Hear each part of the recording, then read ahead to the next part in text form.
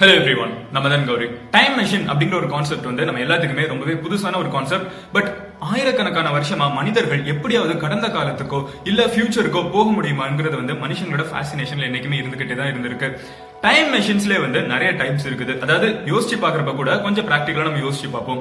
ஒண்ணு என்ன அப்படிங்கறது பாத்தீங்கன்னா டைம் டிராவல் மெஷின். அதாவது அந்த பர்டிகுலர் மெஷினை யூஸ் பண்ணி நம்ம வந்து கடந்த காலத்துக்கு போகலாம் இல்ல ஃபியூச்சருக்குள்ள போகலாம் அப்படிங்கிற மாதிரி மெஷின்ஸ் இருக்குது.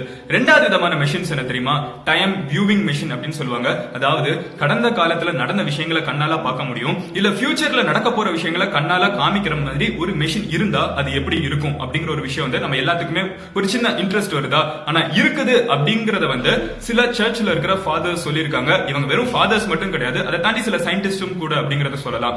இவங்க வந்து ஒரு நல்ல ரைட்டர்ஸா இருக்காங்க, ஒரு நிறைய சர்ச்ல வந்து ரொம்பவே ரிலீஜியஸான ஆட்கள், அதே நேரத்துல வந்து சயின்ஸும் தெரிஞ்ச சில பேர் இருந்துகிட்டு இந்த மாதிரி சொல்லப்படக்கூடிய ஒரு டிவைஸ் வந்து, அதாவது டைம் கடந்த காலத்துல இருக்கிற விஷயங்களை வந்து பார்க்கக்கூடிய ஒரு விஷயம் வந்து, அதாவது ஆயிரக்கணக்கான வருஷத்துக்கு முன்னாடி நடந்திருந்தா கூட அதை பார்க்கிற மாதிரி ஒரு அதை டிஸ்பிளே பண்ற மாதிரி ஒரு டிவைஸ் வந்து வேட்டிகன் சிட்டியோட சுவர்களுக்குள்ள இருக்கு அப்படிங்கறத வந்து ரொம்பவே ஸ்ட்ராங்கா நம்புறாங்க.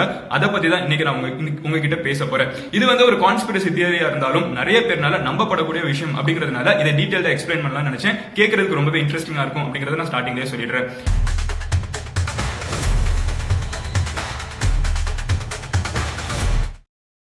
நிறைய பேருக்கு இருக்கிற ஒரு டவுட், இது நம்ம சேனலான்னு. இதுவும் நம்ம சேனல் தான். ஓகேவா எம்ஜி ஸ்குவாட்?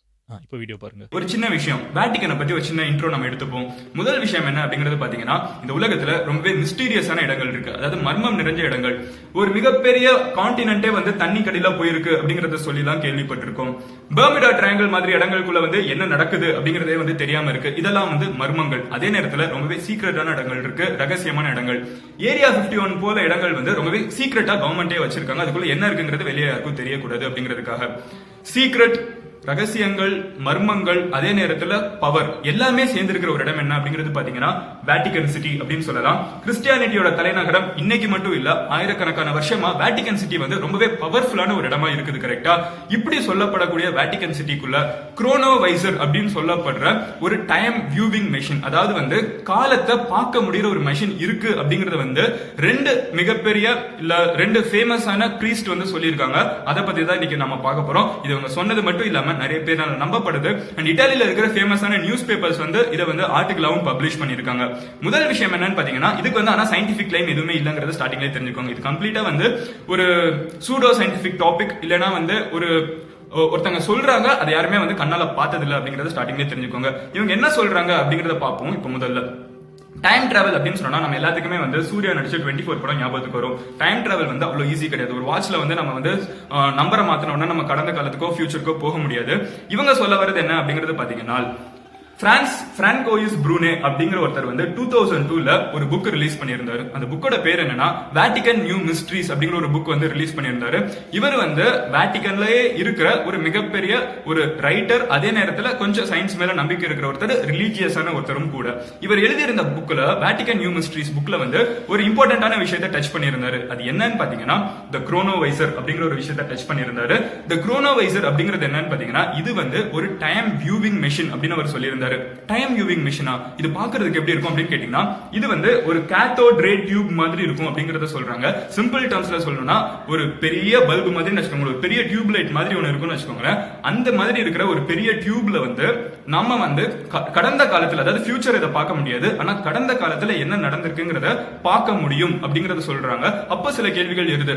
இப்படி சொல்லப்படுற ஒரு டிவைஸ் வந்து எப்படி சர்ச்சுக்குள்ள, இந்த பர்டிகுலர் வேட்டிகன் சிட்டிக்குள்ள வந்துச்சு, யார் இதை கண்டுபிடிச்சாங்க அப்படின்னு நிறைய கேள்விகள் எழுது. கரெக்டா? அதுக்கு அவர் சொல்ற சில பதில்கள், இந்த டிவைஸை பத்தி இன்னும் இன்ட்ரெஸ்டிங்கான விஷயங்கள். இவர் சொல்றது என்னன்னு பாத்தீங்கன்னா, எர்னாட்டி அப்படின்னு சொல்லப்படக்கூடிய ஒரு பிரீஸ்ட். இவர் வந்து 13 அக்டோபர் 1925ல பிறந்து 8 அக்டோபர் 1994ல இறந்தாரு.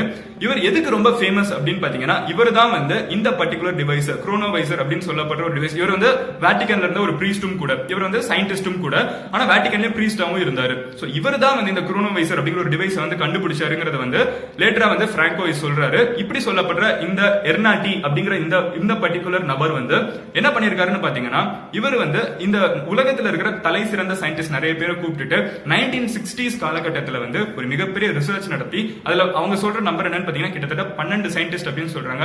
ரொம்பவே ஒரு சீக்ரெட்டான ஒரு மிஷனா, உலகத்தோட தலை சிறந்த சயின்டிஸ்ட் எல்லாருமே சேர்ந்து ரொம்பவே ஒரு சீக்ரெட்டான மிஷன் ஒரு நடத்தி இவங்க வந்து இந்த பர்டிகுலர் டிவைஸை கண்டுபிடிச்சிருக்காங்கிறத சொல்றாங்க.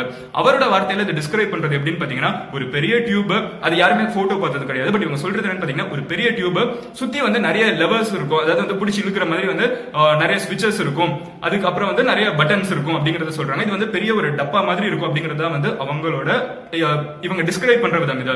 இந்த பர்டிகுலர் விஷயம் படி அவர் ரொம்ப ஃபேமஸ் ஆனது இதுக்கு எதுக்காகன்னு பாத்தீங்கன்னா, இவர் சொன்னது இந்த உலகத்துல நடந்த ரொம்பவே முக்கியமான ஒரு சம்பவத்தை நான் பார்த்தேன் அப்படிங்கறத சொன்னாரு. பை டிஃபால்ட் நான் வேட்டிகன் அப்படின்னு சொன்னதுக்கு அப்புறம் வந்து நீங்க ஈஸியா கண்டுபிடிச்சிருப்பீங்க அவர் எதை பத்தி பேசியிருப்பாருன்னு.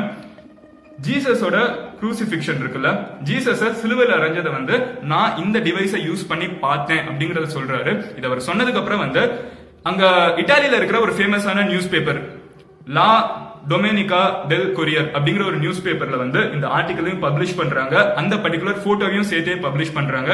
இதுதான் அந்த போட்டோ, அந்த பிளாக் அண்ட் ஒயிட்ல இருக்கிற அந்த போட்டோ தான் வந்து அவங்க பார்த்தேன் அப்படிங்கறத சொல்றாங்க. இதை சொன்னதுக்கு அப்புறம் நிறைய பேருக்கு கேள்விகள் எழுது, எப்படி இப்படி ஒரு டிவைஸ் இருக்க முடியுமா அப்படின்னு கேக்குறாங்க. அதுக்கு எர்னாட்டியோட எக்ஸ்பிளனேஷன் என்ன அப்படிங்கறது பாத்தீங்கன்னா, இந்த பர்டிகுலர் டிவைஸ் வந்து எல்லா மனுஷங்களும் வந்து ரேடியேஷன் எமிட் பண்றோம், நம்ம எல்லாருமே வந்து ஏதோ ஒரு ரேடியேஷன் வெளியே எமிட் பண்ணிட்டே இருக்கும். அதே நேரத்தில் ஏதோ ஒரு ரேடியேஷன், ஏதோ ஒரு இந்த சொல்லுவாங்க கரெக்டா, கதிர்வீச்சு அப்படின்னு சொல்லுவாங்க கரெக்டா, ஏதோ ஒரு கதிர்வீச்சு நம்ம உடம்பு உள்வாங்கிட்டு இருக்கு. நம்ம இருக்கிற உடம்பு வந்து நம்ம எந்த இடத்துல நின்னாலும் நம்ம உடம்புல இருந்தும் ஏதோ ஒரு ரேடியேஷன் வெளியே போயிட்டு இருக்கு. இப்படி சொல்லப்படக்கூடிய ரேடியேஷன் வந்து இந்த உலகத்துல இருக்கிற எந்த ஒரு மனிதனுமே வந்து நடந்து போனப்பமா இருக்கட்டும் சரி, எந்த ஒரு சம்பவமா இருக்கட்டும் சரி, நிறைய பேர் கேதர் பண்ற ஒரு இடமா இருக்கட்டும், ஒரு கோவில் திருவிழாவா இருக்கட்டும், இந்த மாதிரி நிறைய பேர் சேர்ற ஒரு இடத்துல வந்து நிறைய ரேடியேஷன் வந்து அந்த இடத்துல விட்டுட்டு போவாங்க. இந்த டிவைஸ் குரோனோவைஸ் டிவைஸ் அப்படிங்கறது நாங்க சொல்ல வர்ற இந்த குரோனோவைசர் அப்படிங்கிற டிவைஸ் வந்து அந்த இடத்துல இருக்கிற அந்த ரேடியேஷனை வந்து கேப்சர் பண்ணி, இது வந்து ஆயிரக்கணக்கான வருஷங்கள் ஆனாலும் அங்க வந்து இந்த ரேடியேஷன் இருக்கும், அந்த ரேடியேஷனை இதை கேப்சர் பண்ணி வந்து நாங்க இந்த மாதிரி கடந்த காலத்துல என்ன நடந்துச்சுங்கிறத வந்து நாங்க இப்போ சொல்றோம் அப்படிங்கறது வந்து அவர் சொல்றாரு. இது வந்து சயின்டிஸ்ட் எல்லாருமே கேட்டவனா கம்ப்ளீட்டா வந்து பிளஃப் அப்படின்னு சொல்லி தள்ளி விட்டுறாங்க. ஆப்வியஸ்லி இது நம்புற மாதிரி கிடையாது, ஆனா இது இவரோட ஆழமான ஒரு நம்பிக்கையா இருக்குது. அதை தான் நான் உங்ககிட்ட சொல்லணும்னு நினைச்சேன். இவர் சொன்ன வேற இம்பார்ட்டன்டான பாயிண்ட்ஸ் என்ன அப்படிங்கிறது பாத்தீங்கன்னா, ரோம்ல நடந்த ரொம்பவே வந்து ஃபேமஸான விஷயங்கள் வந்து இவர் பார்த்தேன் அப்படிங்கறத சொல்றாரு. ஃபேமஸான கேதரிங்ஸா இருக்கட்டும், அந்த காலத்துல வந்து மக்கள் எப்படி வாழ்ந்தாங்க அப்படிங்கறதெல்லாம் வந்து நான் இந்த டிவைஸை யூஸ் பண்ணி பார்த்தேன் அப்படிங்கறத சொல்றாரு.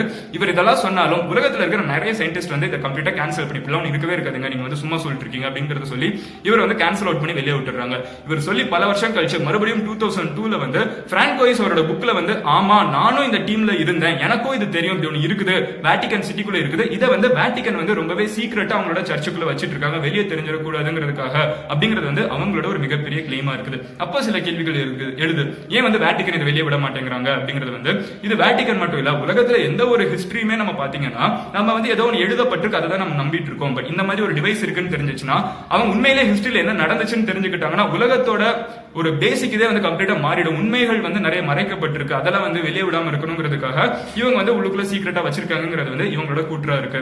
ஆப்வியஸ்லி இதை கதையை கேட்டவுடனே நீங்க வந்து நிறைய பேர் நம்புறவங்க இருப்பீங்க, நம்பாதவங்க இருப்பீங்க, அது உங்களோட டெசிஷனுக்கு நான் விட்டுறேன். ஆனா இந்த மொத்த ஈவெண்ட்டையும் கேட்கிறப்போ என் மைண்ட்ல இருந்த ஒரே ஒரு ஃபேசினேஷன் என்னன்னு பாத்தீங்கன்னா, ஒரே ஒரு தாட் என்னன்னு பாத்தீங்கன்னா, உண்மையிலே இப்படி ஒரு டிவைஸ் இருந்திருந்தால் நம்ம யார் கூட போய் பேசணும்னு யோசிச்சு பார்ப்போம், நம்ம யார் கூட போய் பழகணும்னு யோசிச்சு பார்ப்போம். அதாவது ஃபியூச்சருக்குள்ள போக முடியாது, ஆனா கடந்த காலத்துல நடந்த ஏதாவது ஒரு இன்சிடென்ட்டை வந்து நம்மளோட கண்ணால பார்க்க முடியும்னு சொல்றாங்கன்னா நம்ம எதை போய் பார்ப்போம்? உங்க மனசுல அப்படி நீங்க எந்த இடத்த போய் பார்க்கணும் அப்படிங்கறத யோசிக்கிறீங்க, இல்ல எந்த ஒரு சம்பவத்தை போய் பார்க்கணும்னு நினைக்கிறீங்க அப்படிங்கறதுக்கு நீங்க கமெண்ட்ல லீவ் பண்ணுங்க. ஆப்வியஸ்லி நீங்க வந்து என்கிட்ட கேட்பீங்க, நீ எதா யோசிப்ப அப்படின்னு கேட்டீங்கன்னா, எனக்கு ஒரு சின்ன ஒரு ரொம்பவே சிம்பிளான ஒரு தாட் தாங்க. எனக்கு இந்த இந்தியா வந்து இண்டிபெண்டன்ஸ் கிடைச்சிச்சுன்னு சொல்றாங்கல்ல, இந்த 1947ல வந்து சுதந்திரம் கிடைச்ச உடனே நம்ம நாடு வந்து எவ்வளவு சந்தோஷப்பட்டாங்க அப்படிங்கறத பாக்கணுங்கிற ஒரு சின்ன நப்பாசை இருக்குது. சோ மிட் நைட்ல கிடைச்ச ஃப்ரீடம்லாம் சொல்றாங்க. சோ அந்த காலத்துல டெக்னாலஜி எல்லாம் இல்லாத ஒரு காலத்துல வெறுமனே வாய் வார்த்தையினாலே ஒவ்வொருத்தவங்க இந்தியாவுக்கு சுதந்திரம் கிடைச்சிருச்சுன்னு சொல்லி எல்லா இடத்துல இந்த கொடியெல்லாம் ஏத்திட்டு எப்படி மக்கள் வந்து ஓகே ஃபைனலி 200 வருஷம் கழிச்சு இந்தியன்ஸ் அப்படிங்கிற ஒரு ஐடென்டிட்டியோட எவ்வளவு சுதந்திரமா இருந்திருப்போம் அப்படிங்கறத பாக்கணும்னு ஒரு சின்ன ஆசை இருந்துச்சு.